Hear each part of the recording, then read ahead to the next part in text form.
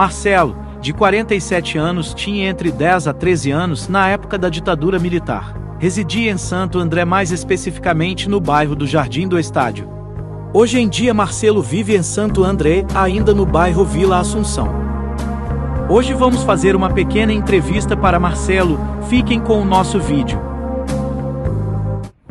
Olá, boa tarde, meu nome é Marcelo, tenho 48 anos de idade, nasci em 1975 e vivi alguns anos no tempo da ditadura. A Rafaela me pediu para responder algumas perguntas. A primeira dela é como as pessoas lidavam com a falta de liberdade na época da ditadura. Olha, na época da ditadura, pela minha memória, eu era criança, né? Então, na minha percepção, não havia falta de liberdade.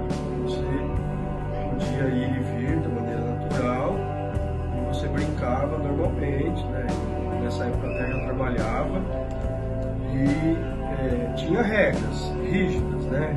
De horário, você não podia ficar na rua até tarde, se a polícia passasse, se estivesse desocupado, eles falavam para ir para casa. Então tinha, por um lado tinha muita segurança, por outro tinha essas restrições, né?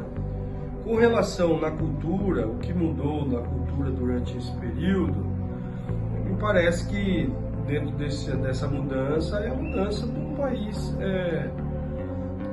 ligado ao capitalismo, né? Como o Brasil é um país capitalista e hoje em dia democrático, você vive numa espécie de ditadura militar na época, mas também que era capitalista, você tinha uma percepção de vivência. E hoje em dia, naturalmente, a liberdade ela acaba influenciando, porque naquela época não tinha partido de esquerda, né? Você tinha só dois partidos, que era o Arena, que era o partido dos militares, e o MDB.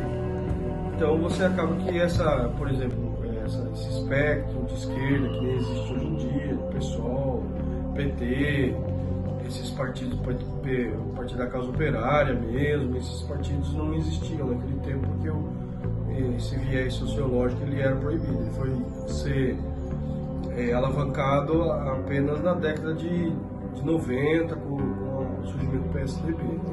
Foi um partido aí que até fez o presidente da República na época. A economia nesse tempo ela era muito volátil, né? Porque tinha muita inflação e o dinheiro não valia muito, né? Então você recebia e você já tinha que fazer a despesa e enchia a casa, a dispensa da casa, porque senão o seu dinheiro era corrompido, né, ao longo do mês. Então havia muita remarcação de preço. Eu me lembro da época que remarcava preço, a maquininha que remarcava, e remarcava por cima do preço, né?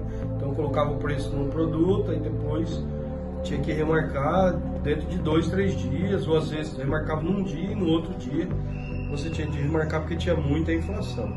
A religião, ela na minha percepção não era afetada, porque a gente sempre é adventista, minha família, e nunca houve nenhum tipo de problema, né? E a política, como você via a política influenciando a vida das pessoas, era a política do governo naquele tempo, né? Então o governo ele fazia as normas, as políticas, o direito de ir e vir da pessoa ele era garantido.